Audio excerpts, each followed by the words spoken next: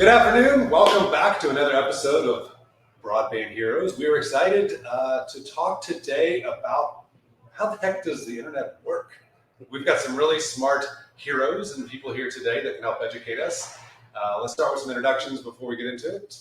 Drew, maybe we'll start with you. I'm Drew Wicker, work for Vista Beam, Chief Operating Officer, and we cover parts of western Nebraska, northeast Colorado, and eastern Wyoming. Awesome. Good. And welcome back, Bill. Oh, thank you, Nick. Yeah. Thanks for having me. I appreciate that. Bill Blackford. I'm the General Manager and CEO of FCI Wi-Fi. We're in Southwest Colorado, and we manage a number of types of networks. So we're hybrid. We have copper, fiber, satellite, Wi-Fiber now. That's what I'm calling it. And we're also on a couple of open access networks. So. Awesome. Nice. I'm Zach Hubeck. I'm the EVP of Marketing for Wave. And then also MBSI Wave as well. So Wave is a distributor of fiber, fixed wireless technologies, networking and Wi-Fi equipment. And then we serve the US with Wave, and then MBSI Wave, I have responsibility there. That's how we serve the Canadian market with those same technologies. Awesome. Well, gentlemen, I think we have some smart people here to help explain. So one of the things I've heard while I've been here and just in general, even talking to some government officials, I won't name names of who I talk to, but the constant theme is all the money that's in bringing forth for infrastructure to build the internet. When it comes right down to it, a lot of people don't actually understand. They just think it's, I think we were joking before, it's magic. Like it just happens. And I think we should demystify some of those. So maybe we can start with, when you think about all the money that's going towards infrastructure, how do we dummy it down and explain, like, where does that even start? Like, how do you even start with infrastructure, and then how does it even get to a service provider, as an example? Is that a question to me, Nick? To any of you guys, yeah. So essentially, every network's a little bit different, but when you think about a lot of the money and where it's really going towards the last mile. And we use that terminology where just essentially it's the point at which the customer's connected. So if you go from the customer house back to a local provider, that's basically usually the local or the last mile. And then you have a mid-mile, and that's typically between a provider and really trying to get to a hub location or to the internet, right? And then you have long haul and back haul. We use all these terminologies, and sometimes they have the same meaning, sometimes they actually don't. But essentially, different acronyms for that. Right. But I think typically when we're talking about infrastructure and the cost, because I think that 70 to 80% of the cost of actually building out is the last mile. Getting across roads, bridges, driveways, getting actually to the house, or if we do it fixed wirelessly, either way, it's just getting to that last connection point. And that's typically where we're seeing most of the unserved or underserved folks that we talk about. That's what we're talking about. But one of the challenges ISPs have sometimes is getting that mid-mile or long haul back to the internet. Sometimes we're there, but sometimes we don't have redundancy and resiliency. And we use those terms, it just essentially means, do we have different highways per se to get to the internet? So if something were to happen, essentially we can go a different road back to the internet. So that's just my simplest form of definition, but we'll have some more smart people explain it. Because I think, let's also dig into a little bit of what types of equipment does it actually take, right? Because I think a lot of people also think it's not, just two strings together. Like it's what types of equipment does it really take to make the internet work? Yeah. Drew, you want to take that? Well, yeah, it's a lot of people think about the internet perhaps like a service like electricity, but it's a little bit different. I think the highway system in the United States or, anywhere is probably a better analogy. With the electrical system, we're actually generating power somewhere and we're distributing that out to the end user. Whereas with the internet, we're really just trying to connect folks around the globe through a highway system, a digital highway system. Yeah. And so just like the highway system, we've got our small little 2-lane roads, and that might be in our world, the last mile connection he talked about. So for example, maybe we have a fiber optic strand, glass tube that we shoot light through, connected directly to a customer's house, a home or a business.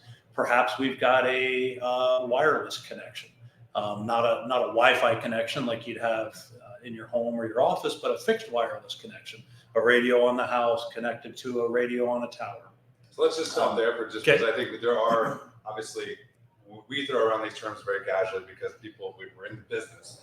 I think when you say, a radio, like people like radio, just maybe just take a step back of like, hey, how does this actually work? Like when you say a radio in a house, radio in a building, what does that even mean? Yeah, so perfect. So on a tower or a rooftop, some high vertical asset provider would put in what's called an access point out. So it's basically a hub that's beaming out a wireless signal, and it's usually in a certain direction. So it might be a 30-degree spread or a 90-degree spread. That's a pretty typical sector. So you might have one facing north, south, east, and west covering 90 degrees. So it's beaming out this wireless signal. Then on each home or business that's connected to that access point, there's some type of dish or antenna. Might remind someone of what a satellite dish would look like to get TV. Real similar. It's not direct TV. It's really no, but similar looking. Yeah. And so that radio and that antenna talks to that tower. It's a two-way communication. Can send data, receive data. The same bits that can travel across a copper wire. That was the classic way of delivering service. We have a copper phone line or a copper coax line connected to our home or business carrying bits. Then the wireless connections came along, again carrying bits. Then a fiber optic connection come along, a glass tube shooting light. So that's how a fixed wireless connection works. Now that radio on that tower or that vertical asset, that high point, it can go around on a scheduler and talk to multiple customers. And so it basically, it says you talk, and then you talk, and then you talk. The more advanced the radio, the more customers can talk at the same time. That's a technology that we call MU-MIMO, and now massive MU-MIMO. Very similar to the way a modern fiber system works. That's a point to multi-point connection too.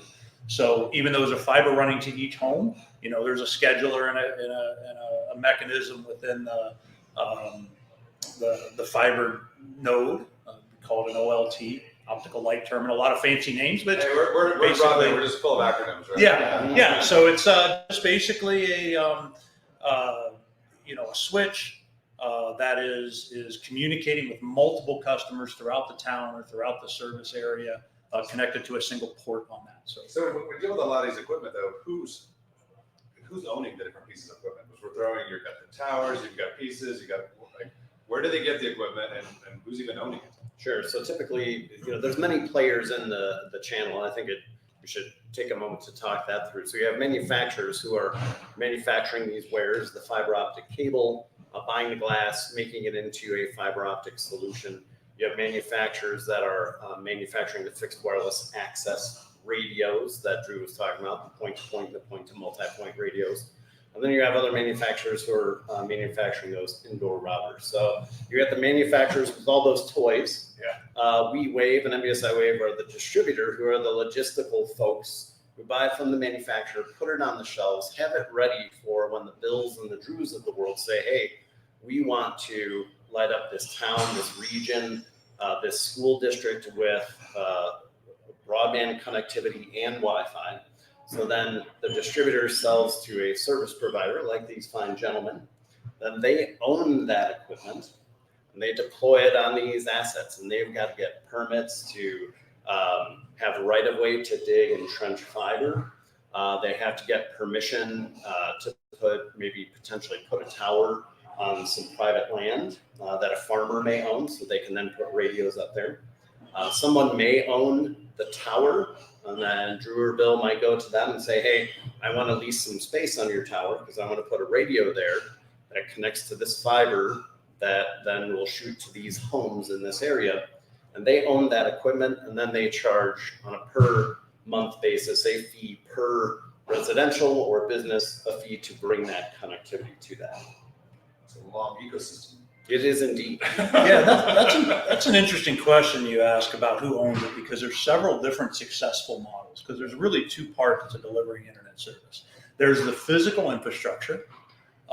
That's the highway system that allows, instead of a service, like we said, the electric being produced and delivered to the customer, the internet is really just a way to connect everyone around the world. So, there's the actual physical infrastructure, whether it's fiber, copper, radios, towers. That's one part. The other part is the actual operating expense of running the network. So you've got network engineers, and you've got switching and routing and different routing protocols, and different quality of experience, mechanisms that you can put in place. So there's the whole business, and then there's the taking care of the customers. Someone's got to answer the phone, or answer a text message, or answer an email, and help someone, change their billing information, or perhaps they're having trouble with the Wi-Fi in their home, or so there's the whole business of taking care of customers and moving the bits around, and then there's building, owning, and maintaining the physical infrastructure. And they don't necessarily have to be run, operated, or owned by the same entity. Now, a lot of times ISPs, internet service providers, will build their own infrastructure and operate it. Other times, he mentioned, open access. That's another model where someone else, whether that's a public entity or perhaps a private company, builds that fiber network or builds that wireless network, and then lets various internet service providers operate the business and take care of the customers and move the bits around on that physical highway. So both are successful models. There's pros and cons. A lot of it just comes down to economics, access to capital, and so on. So that's really the two big components, I think, to how the internet works. What about, you both mentioned, and all three of you mentioned, fiber and wireless. There's obviously different physical and hardware, software, and all that. Maybe let's talk a little bit about how can they actually work together? How can they? Because we've had other conversations where fiber is great, but there's also situations where point to point or other wireless technologies can also serve the community. And at the end of the day, I think you gentlemen, all would agree that the end goal is bringing connectivity to families and businesses, right? So what can they operate harmoniously together? Absolutely. Yeah, absolutely. And I think that's one of the things that I think we talked about that earlier on another podcast, was being open-minded in the industry. It's the Cinderella, right? The Cinderella shoe. Every market, every area has its own unique environments. It has its own unique demographics. And it also grew up in a unique way, right? So every area might have had a kind of a bell system network. One might have had a cable network. Somebody maybe is in more of an independent space. And based on how that area grew up, you might have to have a different, kind of problem solution to that particular network. So like in our area, we're a hybrid network. We have fiber, we have copper, we even have some satellite to people that we can't reach with anything. We have our new Wi-Fi product, which is our next generation wireless. We have our older fixed wireless. We're on a couple open access networks. And sometimes it's just what works economically. Sometimes it's what geographically, where, hey, this build is going to cost $40,000 a living unit. I can do it for $5,000 a living unit doing it this way. It may not be as lasting, but it's an amazing product, and that customer is going to be connected and have all the modern capabilities that they need to be on the internet. So there's lots of different reasons. And so I think sometimes when people say, hey, let's go to scale with this, nationally or something, it's like, well, okay, that might work, in, Southwest Colorado where I'm at, but it might not necessarily work the same way up in Northern California where there's granite and, 100-foot pine trees. So I think those are the kinds of things that every provider and area has to kind of be thinking about and developing their own way of connecting that last mile customer. I think one of the things you just consistently hear, a lot of our policymakers are laser focused and have scope creep on the speeds. We must deliver this speed to these areas. And when we're talking about the last mile and very rural areas where people have no internet whatsoever, sorry, you service providers out there who want to say, gigabit speeds coming to you, gigabit speeds coming to you. A rural home who doesn't have internet at all needs to be able to send emails, needs to be able to apply for a job and create a resume and submit that so they can work remotely.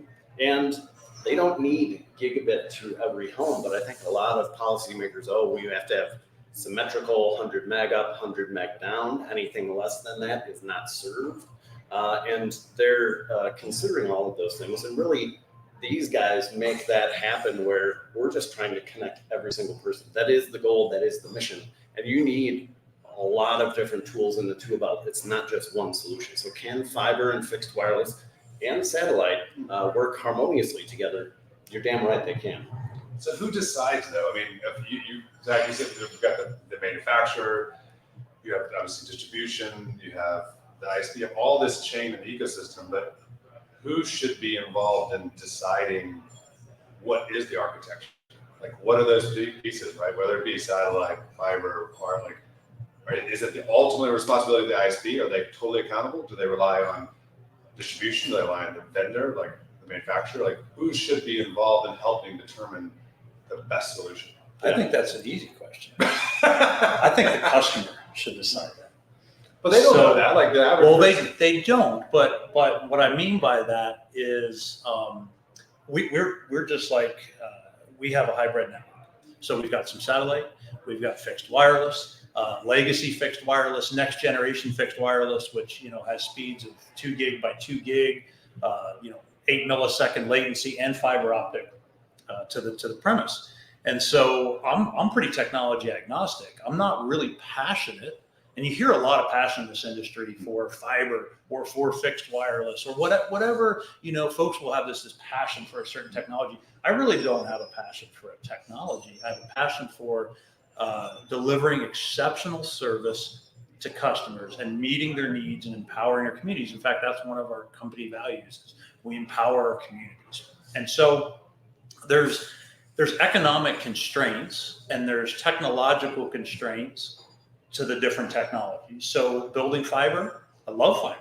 Fiber's fantastic. There's not a fixed wireless network in the country that's not fed by fiber at some point.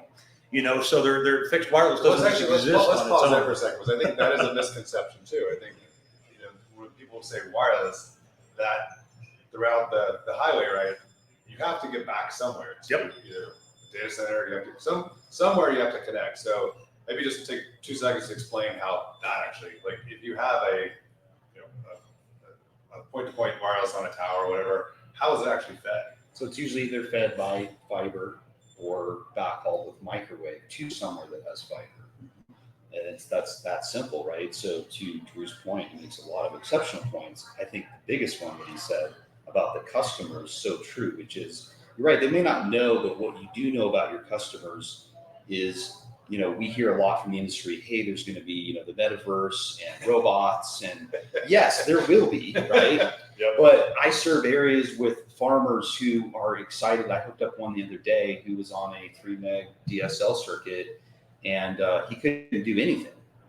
We just delivered next generation fixed wireless to him. He's got almost 300 meg now. And his kid, I think, does online school. He doesn't have to drive to town. They're 43, 44 miles from the nearest, kind of economic area. And so those are the powerful things. So yeah, you're right. There's going to be some people who need that, they need gigabit speeds for whatever they're doing in the future, but there's going to be a lot that just need to be connected to write that resume, do that basic online job, watch Netflix, kind of do those kind of basic things. And they're really excited. I have a lot of customers that are on 13 or 30 meg that I keep trying to upgrade them to something faster. And they're like, no, it's great. There's just 2 of us living in the house. We watch one TV, we get on the internet once in a while, and that's all we need. And so you have to listen to those demographics in your community to know really what is it that they're looking for, needing. And then we can also look deeper into the network to look at what they're actually doing with that data to be able to shape that data so that they have a better customer experience. And it also gives us data points to say, okay, we only have this many percentage of gamers, this many percentage of kind of bursting, individuals, this many people that are, streaming. And that gives us a view into what the user is doing. So what do you say though to the people that are either in government or advocates saying, well, that's a scale issue? Because I agree. I mean, right now what you need versus what you need in 10 years. If a community is going to grow, is it in all this money from feed, from all these things coming in? That's the debate, right? Like, should you invest more now for what could come? Your build it, they will come, right? The field of dreams thing. Like, is that the approach, or is it, hey, we have a real problem today, let's try to solve it today? I think the goal is, it's digital equity and inclusion. There are several people that are not included right now. and are disadvantaged. And those folks, I don't see the day where they're going to go from the place of, man, I have to have 100 meg down, 100 meg up because I want to go venture out on the metaverse and hang out with Zuckerberg.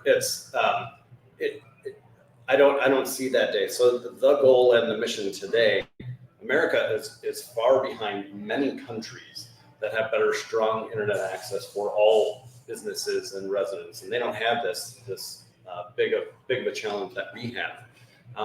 And all of this infighting of it's got to be fiber or it's got to be fixed wireless access. Let's just get the job done and bring basic coverage to these folks. I don't see the need to bring these super speed packages planning for the future. There's also, I was going to say that I think one important thing to note. Let's maybe talk about BEAD for a second because it's a hot topic right now. It is a hot topic. Historical infrastructure investment by the U.S. government into broadband connectivity. There's some difficult realities though with BEAD. $42 billion is going to get spent, but it's really going to pass through, for the most part, the ISPs, internet service providers, and it's going to ultimately go to the fiber engineers, the environmental engineers, and the fiber construction contractors. That's who's going to get that money. They're going to build a lot of miles of fiber. Because BEAD is so focused on unserved locations, and I'm not saying that's wrong, that's the spirit and the intent of the program is to get those unserved locations connected. At least what was considered unserved when the maps were made. Yeah. And I put an asterisk there because with Starlink, no one's really unserved anymore. Anyone, for the most part, can get 100, 150 meg connection if they want it. Yeah.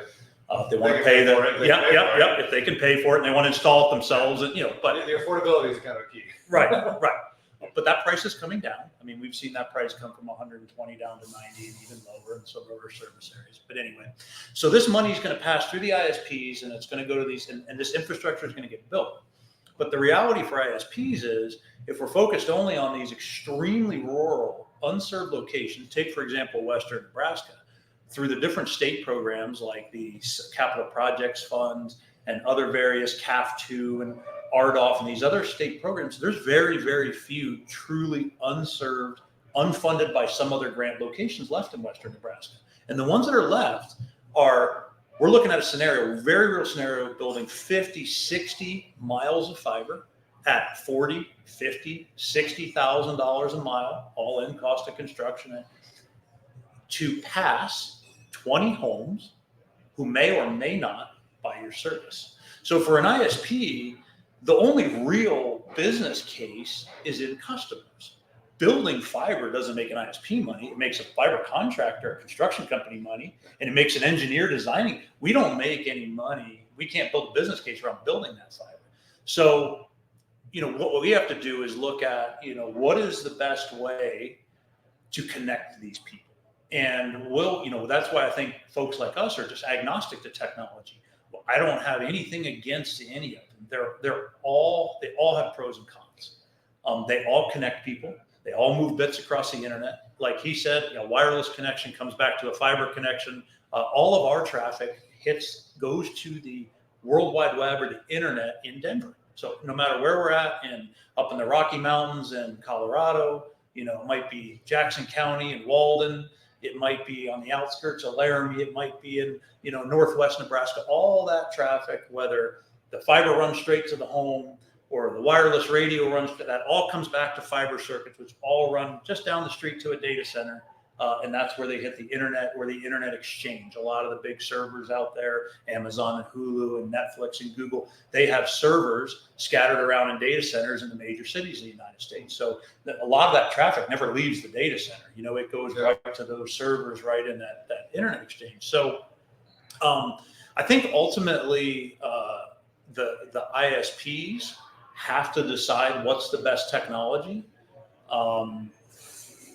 What they can afford. I mean, we in denser areas where there's a lot of folks, I love to build fiber. It's a great technology, very future-proof, very few problems with it. Unless someone digs it up or the garbage truck rips it down, it really, it doesn't break. I mean, it just works really, really well. But that scenario that we face every day of building 60 miles of fiber to pass 10 homes where 50% is about a reasonable take rate among, ISPs on 5. So you build fiber past 10 homes, 5 will take it. Now you've got 5 people paying you $60 a month for millions and millions of dollars. And even though there's grant funds, there's still a match. So the ISP still has to come up with 25% of those funds on our own. And so for those 20, for that several $1 million, that 25% that we have to pay for, that's not taxpayer funded, can we ever get a return from those 5 customers? So those are the realities that we're struggling with, trying to figure out how to make these programs work. So I think ultimately, that's why I say the customer has the choice. They want connectivity. They're going to drive that demand. So some great, 3 great analogies. I've got customers that we had fixed wireless service to for years in a town. We went through and we overbuilt our own network with fiber. We had most of the customers switch to the fiber. We didn't charge them anything. We just said, hey, we've got fiber available. We'd like to switch over to the fiber. Most took it and were thrilled, loved it. They had gigabit to the home. 8 customers said, I don't want a wire strung to my house. I want my wireless. I said, okay, you've got your wireless. So the customer made that choice there. In another scenario, another town, we did the same thing. We had fixed wireless service. We overbuilt them with fiber. And there was businesses that we tried to get on our service for years, and they would not take our service until it was fiber. And then we had the town hall connected, and the police department, and several other businesses. So there are people that really, really want that fiber. So that really helps drive that business case for us. Good marketing for fiber. Yep. Now, on a third scenario, we had a gentleman that invented some kind of water softener that didn't use salt, he used electricity, and he had a large company. And he sold a big ranch in Texas and bought this large ranch in Wyoming out in the middle of nowhere. And he was really, really struggling. He had no connectivity. This was before Starlink was really available. And he had to drive about 30 minutes away to a hill to make a cell phone call or to send an email out.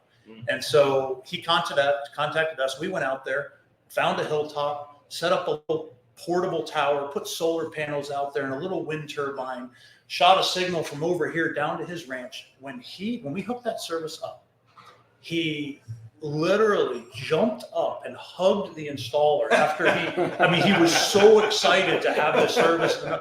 So ultimately the customers just want to be served. They want to have connectivity. And they want to have great customer service, and they want to a company they don't really ultimately, I don't think, really care in some cases what the technology is. Now in other cases they do. They really want that fiber. And so it's an interesting environment. So I don't I'm pretty the internet works the same no matter what technology you use. It's just what type of highway are we going to use? Are we going to use a dirt road that's 2 lanes? Sometimes that's the appropriate choice. Are we going to use an 8-lane highway that's paved beautiful with concrete and has exit ramps and bridges and so on across it? There's pros and cons, and it just depends what you're trying to do. How much traffic are you trying to move, and how far are you trying to move? That last guy's happy to pay that service bill because he's buying less shoes. Exactly. But Drew brings up a lot of good points. Support. This is something that we kind of go back to what we were originally talking about around BEAD and all of those things. That was one of the biggest first questions that I asked. I said, oh, well, this is great, giving all this money to infrastructure, but what happens after, right? And as a small provider, you've got to have a business case because you have to go out and serve that customer. How do you support those high cost areas? So I don't think we're really having those conversations a whole lot, but kind of also on another point with what both gentlemen said, is it's not always what you deliver to them that last mile. It's also how you create the experience inside the home. And it's also how you bring the internet closer to the customer. So even if you have an older technology or one that's maybe not as fast, the improvement in Wi-Fi, like Wi-Fi 5 to 6 to 7, and I think it's going to be now 8. I don't even know what it is now. There's new ways of being able to improve the customer's experience. And for those of you who watch streaming, there's ways where we're moving that cache data closer to the consumer so that essentially when you're watching Netflix or Amazon or something else, you have this seamless experience. Even if you're I have a 6 meg DSL backup at my home.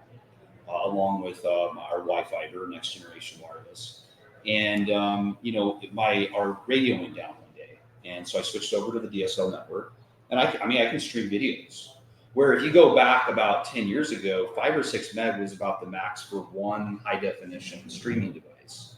But they've gotten so much better with the caching data and then the Wi-Fi experience inside the home that the customer's still having a good experience. So it's not just like one solution. And I love what Drew said about not being agnostic. I don't really care. I just want to provide the best possible way for that individual to get to the internet, have the best possible experience. But there is a lot of economics involved, and there's also a lot of cost around what technology you use, subscriptions and other things. And so we have to be cognizant, and I think we do need to be one of the biggest voices, because a community might say, hey, we just want to build fiber, and you're like, well, do you know that that's going to cost $70 million and it's an 80-year payback, and who's going to support that? Maybe you have an investor today, or are they going to walk out 5 years from now, and then what are you going to do? So I think it's a holistic conversation, and we need to be driving that conversation. Let me close with one final question around the internet, how it works. You mentioned into the home. I'm just curious if you guys think, back to the mission, if we've talked all about how it gets from someplace into these, whether it be a farmer or whether whoever it is, into their homes, does making it work also include teaching them how to do it, teaching them how to actually use it to build a resume, or do remote work or stream something? Should we be thinking about, when there's a lot of talk of digital equity, right? Do we need to go further into that education part of it? Yeah, I'll brag on Vistabeam just for a minute, because I've seen these within Nebraska. I've seen several instances where they've opened, I think it's either 2 or 3 locations. Call them empowerment centers, yeah. Exactly, empowerment centers. And that's the exact reason why they built them. Not only are they providing internet access for the community, but they're having these centers where you can come in and learn from someone. How do I use Excel? How do I get a Gmail account? How do I make a resume and submit it to a job? How do I search for a job? Private room to do telehealth if you don't have a way to do that. All things we can kind of take for granted, right? Yep. Yeah, I mean, we're sitting here throwing around acronyms. It's breathing for us. And admittedly, I've been efforting this whole interview of like, I have to stop and I can't say this acronym, or I can't do any of that. I can't say orthogonal frequency divisional multiplier. I'm very disappointed I was unable to say that. But You got to say it. You got it, right. Right. And I won't even talk about Fresnel zone, but I mean, come on. But, we do have to educate people, because you can't just say, here you go, here's your 25.3 or your 50 meg symmetrical, enjoy your internet, Godspeed. We have to empower our communities and teach them how to use the internet, because we take it for granted. It's just like breathing. That's a great point. I so many times our tech support folks, our customer service reps, they're very technical people. They have to deal with, all these different technologies, fiber and wireless, and said there's all these very, very technical things going on in the background. But so many times I think they forget the most important question. They may come to me or one of the other managers with a problem, and they say, oh, the customer's having this problem, and whatever, the light levels are here and the loss is there, and there's Fresnel zone, and I say, wait a minute, what was the customer trying to do on the internet that they couldn't do? Like, that's what we really need to get to first.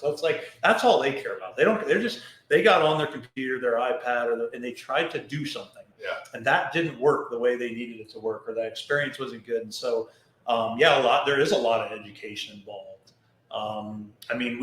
We do those empowerment centers. We try and give back to the community in that way, but we do a lot of education about how the internet works, so they understand. A lot of times, one of the biggest misconceptions is speed tests. People don't understand that when they go to speedtest.net and they run a speed test, that's only measuring what's left on their connection on top of all the stuff they're using. So if they don't know how to go shut off everything that's using the internet in their entire home, they're not getting a true speed test. They're only testing what's left, because that traffic that's, talking to the fridge and downloading them, an update to the Xbox over here, that's taking up all this bandwidth, and they can only test. So there's a lot of educational things like that, where it kind of helps relieve a customer's frustration. They do a speed test. I've got 100 meg plan and I'm only getting 50. But then we can go say, well, yeah, but you're using 50 over here, and then you just tested the remaining 50. 50 plus 50 is 100. You know, and so yeah, there's an educational aspect, I think, to customer service. Mrs. Jones, you're warming up your IoT hair dryer. Yeah. Talking the man. Yeah, I think all those points are great, and I think we have to do a better job educating. I know in another conversation, I'm trying to come up with a way to bring in experts to speak to farmers about smart ag. They haven't all bought into that, right? And it's like, wow, you guys have a very powerful capability. You're in the middle of nowhere.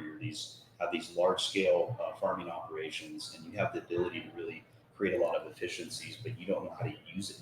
Right. So I think it's really important we educate. I love your idea from the last podcast, which was this. Nick had this great idea about like a personable AI avatar, especially for older folks, that help them do the tasks that my dad is a perfect classic example. I don't know how to help him sometimes because I'll go over there and his phone's locked up or he doesn't know how to use something. And if he had that capability of someone who's like kind of a personable avatar that could say, hey, do this, do that, or let me help you find that for you. And I know we all, there's Alexa and other things, but I think if you had, I think there's other ways that we can use our technology to try to help folks that maybe struggle with technology. Or, hey, explain how this network looks, and then they bring up a picture of it or something. Give people visuals, give other people ways that aren't so complicated and technical and how they need to accomplish something. So again, I think back to customer service, back to customer experience, and those are the kinds of things that we probably need to do a lot better in the whole of the industry, and not just But I think yes, the providers definitely, because no one else is doing that. It's probably on us to try to get that word out and educate the community. All right, so we got Siri, Alexa, and now we're gonna have Dinsey or Nikki. Yeah, whatever. Well, gentlemen, thank you so much. Obviously, you helped, I think, demystify how the internet works, some of the mission that we have to keep continuing to do beyond what we're doing today. And I think the more we can speak out and talking about things that, again, focus on the mission, focus on really the customer, start with the customer in mind. Technology is amazing. We all love it. We talk about it, but let's not forget who we're doing it for. So thank you again. You are truly Broadband Heroes, and we will talk to you next time. Thanks, Nick. Appreciate it.